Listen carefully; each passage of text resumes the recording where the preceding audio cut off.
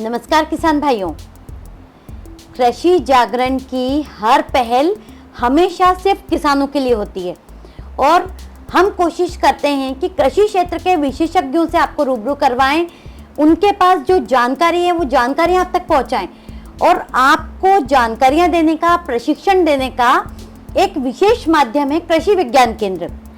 तो इस बार कृषि जागरण अपने इस विशेष पेशकश में आपको मिलवाने जा रहा है हरियाणा के गुरुग्राम स्थित कृषि विज्ञान केंद्र की जो हेड हैं और सीनियर एग्रीकल्चर साइंटिस्ट हैं, बागवानी विशेषज्ञ हैं, ऐसी डॉक्टर अनामिका शर्मा जी से।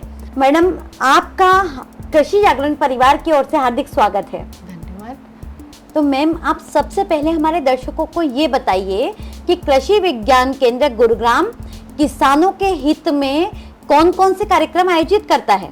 कृषि विज्ञान केंद्र किसानों के खेत पर फॉर्म परीक्षण करता है, जो कि आज की हमारी जो आधुनिक तकनीक की किस्में हैं और जो आधुनिक तकनीक का जो फुल पैकेज है, जो फार्मर्स के फील्ड पे हम लोग आयोजित करते हैं। आयोजित करने के बाद जो रिज़ल्ट आते हैं उसको हम लोग बाकी दूसरे किसानों को बुला करके वहाँ पर दिखाते हैं, जिससे कि उनको विश्वास में लिया जा सके कि जो हमने फॉर्म परीक्षण किसान के खेत पे किया है वो सफल है। उनको ये भी दिखाते हैं कि आप अपनी पद्धति से, जो किसानों की पद्धति है उसमें आप क्या कर रहे थे। जैसे एक एग्जाम्पल ले, हम फार्मर्स जो हैं हमारे, वो नाइट्रोजन और फास्फोरस का उपयोग ज़्यादा करते हैं, पोटासिक फर्टिलाइज़र, या अगर ज़रूरत पड़ी तो दूसरे माइक्रो न्यूट्रिएंट का उपयोग नहीं करते हैं। इसीलिए हम लोग उनके खेत में इंटीग्रेटेड न्यूट्रिएंट मैनेजमेंट या कहा जाए एकीकृत तत्व प्रबंधन, इस पर हम लोग जो फॉर्म ट्रायल आयोजित करते हैं उसका जो रिज़ल्ट होता है उसमें वो, अगर हम देखें तो उपज में 6 से 7 क्विंटल उनको ज़्यादा उपज मिलती है और उसका उन्हें अलग से लाभ मिलता है। जो खर्चा वो न्यूट्रिएंट डालने के टाइम करते हैं उससे उनको कहीं ज़्यादा फ़ायदा मिलता है। और सबसे बड़ी बात जो हम लोग पिछले कुछ 7-8 सालों से देख रहे हैं, हमारे किसानों के खेत में जो ऑर्गेनिक मैटर है या जो ऑर्गेनिक कार्बन, या बोला जाए कि जो उसकी बहुत ज़्यादा कमी देखी गई है। इसीलिए मेरी अभी अपने सभी किसान भाई बहनों से ये एक रिक्वेस्ट भी है कि उनके खेत में जो भी उनके खेत का वेस्ट आता है या जो भी पशुओं से जो गोबर आता है उसको वो जैविक खाद में कन्वर्ट करके, कंपोस्ट बना करके उसको अपने खेत में डालें, जिससे कि उनके खेत का ऑर्गेनिक मैटर बढ़ेगा। ऑर्गेनिक मैटर बढ़ने से एक और फ़ायदा होता है कि मिट्टी की जल धारण क्षमता बढ़ जाती है। मिट्टी की जल धारण क्षमता बढ़ने से क्या होता है, हम कम पानी दे करके और अपनी उपज को बढ़ा लेते हैं। ये तो मैंने एक एग्जाम्पल दिया आपको ऑन फॉर्म ट्रायल का। कृषि विज्ञान केंद्र बहुत सारी एक्टिविटीज़ को संचालित करता है, जिसमें कि फॉर्म परीक्षण है। किसान के खेत पर टेक्नोलॉजी को हम टेस्ट करते हैं, अगर वो उनका एक्सेप्टेंस मिलता है, किसानों का वो संतुष्ट होते हैं, उन्हें लगता है फ़ायदा है, तब फिर हम उसको थोड़ा ज़्यादा एरिया में लार्ज स्केल डिमॉन्स्ट्रेशंस में जाते हैं, जिसमें कि हम उच्च तकनीक के साथ में नई नई वैराइटीज़ देते हैं किसानों को, और उसके साथ ही हम उनको वैल्यू एडिशन में कैसे उनको मूल्य संवर्धन करके उसी उत्पाद का कैसे उनको ज़्यादा फ़ायदा मिल सकता है, इसके ऊपर भी काम करते हैं। हम लोग उनको जो प्रशिक्षण देते हैं उसमें 2-3 तरह के होते हैं। कुछ हम लोग जाके किसान के खेत में सीधे ही डिमॉन्स्ट्रेशंस लगाते हैं और उन डिमॉन्स्ट्रेशन का रिजल्ट जब वो अपनी आंखों से देखते हैं तब वो संतुष्ट होकर के उस तकनीक को अपनाने के लिए बाध्य हो जाते हैं। उसके अलावा हम लोग ट्रेनिंग कुछ 3 से 5 दिन की देते हैं, जिसमें कि उनको एक जानकारी दी जाती है और ये कोशिश रहती है कि उनका कौशल विकास हो जाए। कुछ हम लोग 11 दिन से लेके 21 दिन की ट्रेनिंग करते हैं, जो कि उनका व्यावसायिक प्रशिक्षण जिसको कि हम बोलते हैं, उसमें उनका कौशल विकास के साथ साथ हम लोग ये चाहते हैं कि वो अपना मार्केटिंग स्किल भी डेवलप कर ले, कि उनका उत्पाद जो वो बना रहे हैं वो मार्केट में भेजा जा सके। इसमें हम लोग Arya attracting and retaining youth in agriculture एक भारत सरकार की स्कीम है, उसमें हम 18 से 35 वर्ष के लोगों को प्रशिक्षण देते हैं। इसमें हम 3 विषय पे काम कर रहे हैं, मूल्य संवर्धन और प्रसंस्करण। उसके अलावा हम मशरूम उत्पादन की खेती कैसे की जाए, उसके अलावा हम लोग प्रोटेक्टेड कल्टीवेशन, जो कि एक पॉली हाउस टाइप का स्ट्रक्चर बना करके उसके अंदर टमाटर, खीरा और शिमला मिर्च की खेती कैसे करते हैं। इसके साथ साथ ही हम लोग कुछ कार्यशाला, कुछ वर्कशॉप, कुछ एक्स ट्रेनिंग मीट और कुछ जो हमारी सरकार की स्कीमें हैं उनको दिखाने के लिए हम अपने कैंपस पर भी कुछ दिवसों का आयोजन करते हैं, जिसमें कि किसान हमारे यहाँ आते हैं। वो 1 दिन 2 दिन जब भी ज़रूरत होती है वो आते हैं, वो उस कार्यशाला में भाग लेते हैं और फिर जाके अपने खेत पर उसको इम्प्लीमेंट करते हैं।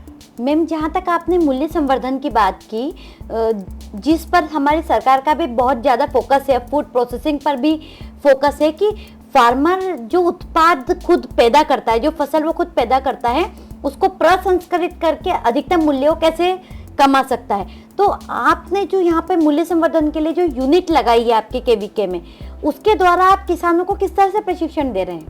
मूल्य संवर्धन की जो प्रशिक्षण कार्यक्रम है वो 21 दिन का होता है। उसमें हम हमारी जो स्वयं सहायता समूह की जो महिलाएं हैं उनको हम लोग प्रशिक्षण देते हैं, जो कि 21 दिन से कम का नहीं होता है और कभी कभी वो हम लोग 1 महीने का भी कर लेते हैं।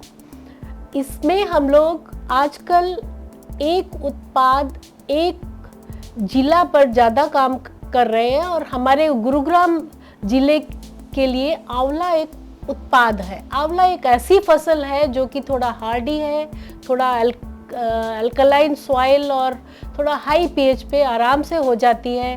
तो आंवला एक ऐसा फल है जो कि ज़्यादा खाया नहीं जा पाता।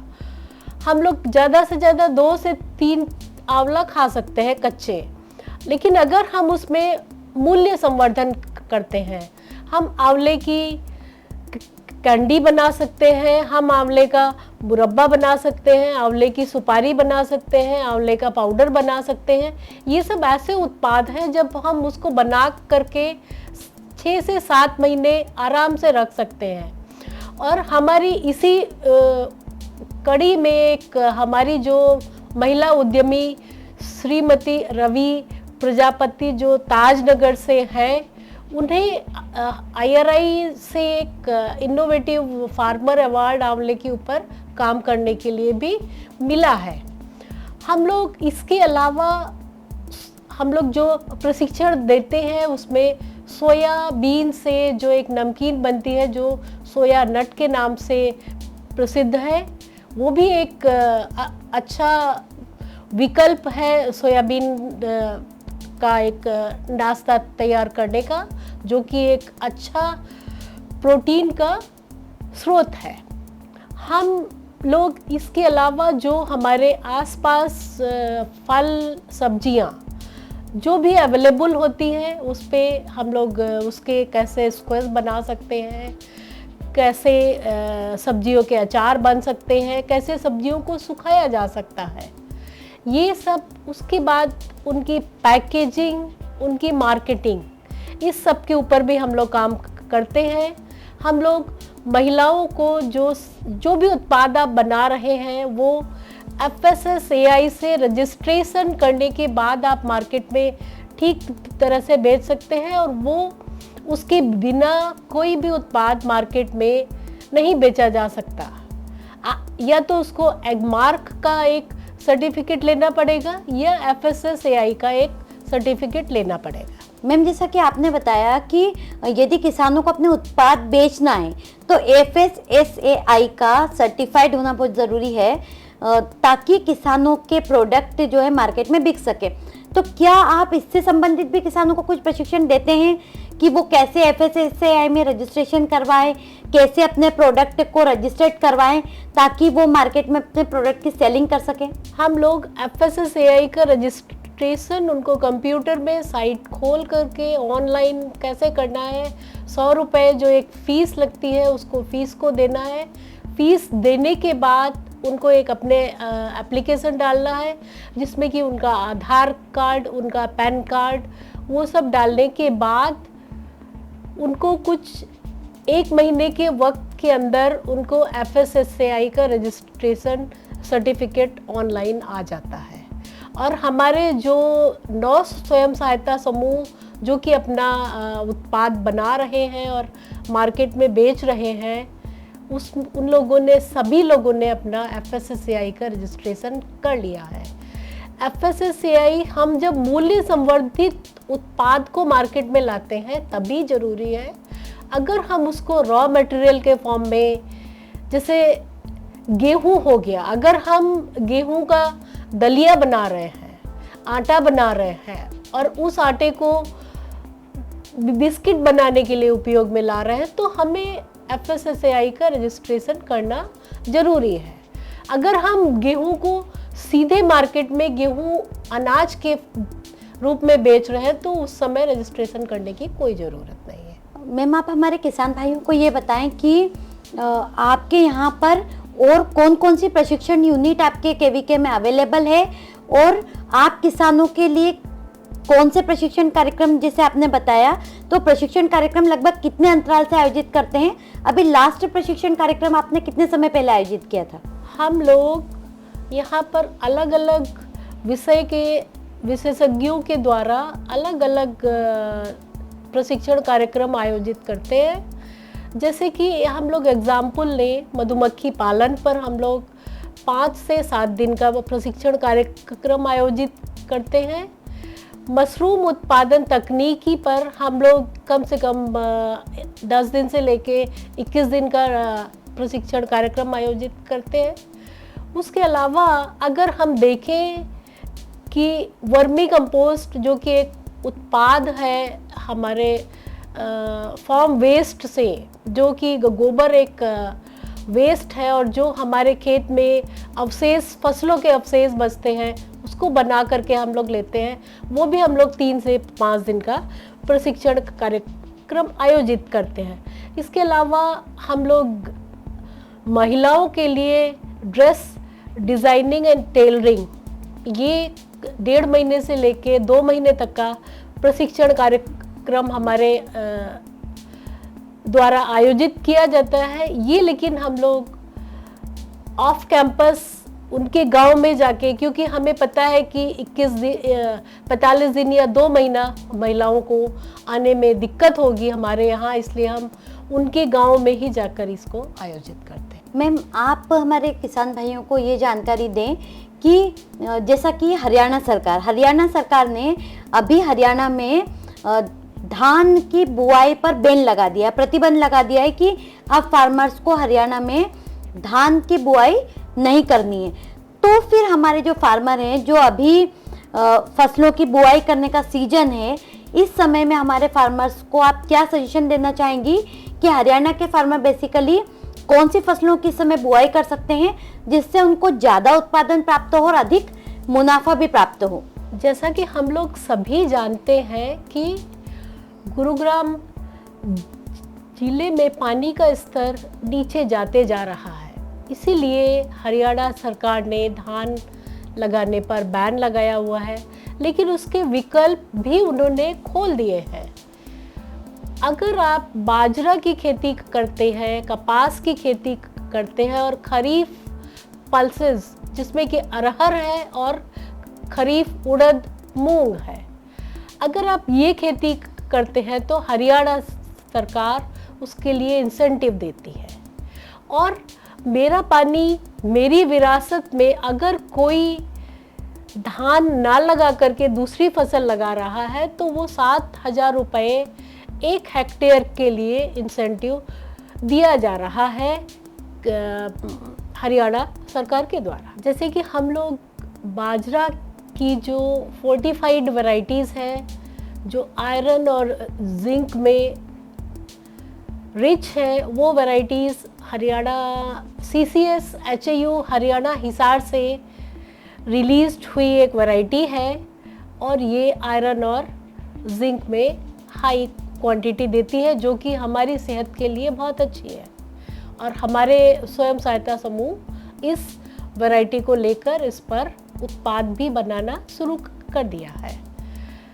और अगर हम देखते हैं मूंग में MH421 एक अच्छी मूंग की वैरायटी है, जिसमें कि येलो मोज़ेक वायरस, जो कि एक बहुत कॉमन वायरस है खरीफ के मौसम में, वो नहीं आता है।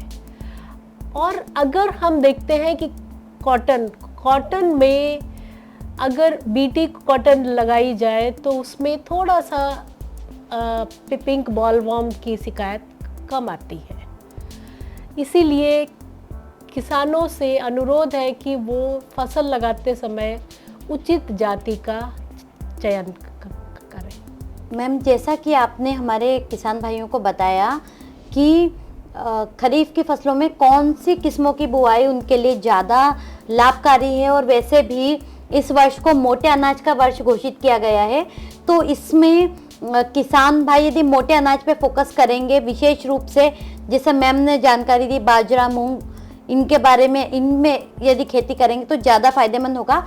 एक और प्रश्न जो किसान भाइयों की ओर से कई बार आता है कि सरकार की योजनाएं बनती तो हैं लेकिन किसानों तक उनकी जानकारी अच्छे से पहुंच नहीं पाती, तो आपका जो कृषि विज्ञान केंद्र गुरुग्राम है, ये किसानों तक क्या सरकार की योजनाओं की जानकारी, जैसे फसल बीमा योजना है, किसान सम्मान निधि योजना है, इनकी जानकारी बेहतर तरीके से किसानों तक पहुंचा पा रहा है? क्या इस संबंध में आप कुछ कदम उठा रही हैं? फसल बीमा योजना जब 2016-17 में लॉन्च हुई थी तो देश भर के सभी कृषि विज्ञान केंद्रों ने उस बीमा कार्यक्रम पे अवेयरनेस पूरे देश भर में चलाया गया था। और हम लोग अभी भी समय समय पर फसल बीमा योजना पे काम करते हैं, उनको जागरूकता देते हैं। इस क्षेत्र में एक जो अधिकार, इसमें बीमा मिलने के लिए किसानों को एक बैंक अधिकारी के पास जाकर के अपना एक पॉलिसी लेनी होती है। उसमें सरकार ने कुछ एजेंसियों को निर्धारित कर दिया है कि इन्हीं एजेंसियों के माध्यम से फसल बीमा मिलेगा। लेकिन एक जो दिक्कत हम लोग भी देख रहे हैं और किसान भाई भी फेस करते हैं, इसमें थोड़ा वक्त ज़्यादा लग जाता है। जो जिले का कृषि अधिकारी है उसको ये काम दिया गया है कि मौसम की वजह से जो नुकसान हुआ है उसका सर्वे करके एक रिपोर्ट बैंक को सौंपी जाए। उस रिपोर्ट के सौंपने के बाद ही वो फसल बीमा योजना पे जो लाभ या दिक्कत होती है उस पे आगे बढ़ पाते हैं। लेकिन जैसा कि हम लोग सभी जानते हैं कि ये काम कोई एक आदमी का नहीं है। कृषि अधिकारी से एक कमेटी बनती है, उसमें कि हमारा भी एक सदस्य होता है और फिर वो टीम मौके पे जाके मुआयना करती है और फिर उसकी रिपोर्ट बना करके आगे जिला अधिकारी को सौंपती है। किसानों को सारी जानकारी जागरूकता माध्यम से हम लोग उनके गांव में भी जाकर देते हैं, और कभी कभी जब कार्यशाला हमारे कैंपस में आयोजित होती है तो हम उनको उस समय भी ये जानकारी देते हैं। किसान सम्मान निधि 2019 में 22 फरवरी को लॉन्च हुआ था। उस समय हम लोगों ने भी गांव में जा कर के किसानों के बीच में बैठ कर के ये देखा था कि कैसे हमारे प्रधानमंत्री जी ने एक कंप्यूटर की क्लिक के साथ लाखों लोगों के खातों में पैसे डाल दिए थे। मैम, आप हमारे किसान भाइयों को ये बताएं कि जैविक खेती को आगे बढ़ाने की दिशा में सरकार सतत प्रयत्नशील है, तो क्या आप भी कृषि विज्ञान केंद्र के द्वारा ऐसे कुछ कार्य कर रहे हैं या ऐसे कुछ प्लान आपके भविष्य के लिए हैं कि जैविक खेती को आप किस तरह से प्रमोट कर सकते हैं किसानों के बीच में? कृषि विज्ञान केंद्र गुरुग्राम जैविक खेती पर, और या बोला जाए कि प्राकृतिक खेती को बढ़ावा देने के लिए हमेशा से प्रयासरत है। हम लोग एक इंटीग्रेटेड अप्रोच अपनाते हैं जिसमें कि हमारा ये प्रयास रहता है कि जो भी बीमारी और कीड़े खेत में लग रहे हैं किसानों के, उसको हम पहले ऑर्गेनिक तरीके से कंट्रोल करें। जैसे कि आपका जो काऊ यूरिन से बना हुआ जीवामृत है या घंज जीवामृत है, इस तरह के तत्व हम लोग उसमें डालें। अगर इसके ऊपर भी नहीं होता है तो हमारे यहाँ ट्राइकोडर्मा प्रोडक्शन के लिए एक यूनिट इस्टेब्लिश्ड है, जिसमें हम लोग एक ट्राइकोडर्मा जो एक तरह की फंगस है उसका कल्चर डेवलप करते हैं। उस कल्चर से जो फंगल इन्फेक्शंस हैं उसको हम लोग कंट्रोल कर सकते हैं। और जो हमारे फसलों के अवशेष हैं और जो हमें डेयरी यूनिट से या बकरी यूनिट से जो भी वेस्ट मिलता है उसको हम लोग वर्मी कंपोस्ट में कन्वर्ट करके हम ऑर्गेनिक मैटर मिट्टी में ज़्यादा से ज़्यादा बढ़ाना चाहते हैं। और हमारा ये सतत प्रयास रहता है कि हम किसानों को भी उनके खेत में ऑर्गेनिक मैटर कैसे बढ़ाया जा सके। हरी खाद, जैसा कि हम देखते हैं दलहनी फसलें होती हैं जिसमें कि रूट में नोड्यूल्स बैक्टीरिया होते हैं, हम ऊपर से काटते हैं, उसका जो अवशेष है उसको हम 1-2 काटने के बाद हम उसको खेत में उलट देते हैं, जिससे क्या होता है वो जो पत्ते हैं वो सड़ जाते हैं और वो मिट्टी में एक जीवांश की मात्रा या ऑर्गेनिक मैटर जो है उसको बढ़ा देते हैं। अगर हम देखते हैं कि हमारे खेत में जीवांश की मात्रा 0.8 से 1% के बीच में है, तब मिट्टी की जल धारण क्षमता भी बढ़ जाती है और उस में बीमारी कीड़ों का अटैक कम से कम मिलता है। इसीलिए हमारा भी ये प्रयास है। अभी रिसेंटली 1 महीना पहले इसी प्राकृतिक खेती पर जो हमें एक यूनिट अपने यहाँ डेवलप करनी है, उसके लिए हम 2 देसी साहिवाल गाय भी खरीदकर अपने सेंटर पर लाए हैं। मैम, आप इस कार्यक्रम के अंत में हमारे किसान भाइयों को क्या संदेश देना चाहेंगे? मेरा एक ही संदेश है कि अपनी मिट्टी की उर्वरता को बनाए रखिए, जो कि प्राकृतिक तौर पे हो तो बहुत अच्छा है। अपने फसलों के अवशेष को सड़ा कर डालिए और हम जो देख रहे हैं जो हमारे प्राकृतिक संसाधन है जिसमें कि पानी एक मुख्य है, उसका संरक्षण कीजिए। अगर हमारी धरती और हमारा वातावरण शुद्ध रहेगा तो हम लोग अच्छी तरह से अपनी खेती को आगे बढ़ावा दे सकते हैं, वरना आगे आने वाला वक्त और आगे आने वाली पीढ़ियों के लिए हम दूषित वातावरण और दूषित जल छोड़कर जाएंगे तो आगे आने वाली पीढ़ियां हमको कोसती रहेंगी। मैम, आपने हमारे किसान भाइयों को बहुत महत्वपूर्ण जानकारियाँ दी, उसके लिए आपका बहुत बहुत धन्यवाद। धन्यवाद। मैं कृषि जागरण मंच का भी करती हूँ कि उन्होंने ये मौका दिया और आज मुझे आपके माध्यम से अपने किसान भाई बहनों को एक संदेश देने के लिए एक उचित प्लेटफॉर्म दिया। धन्यवाद।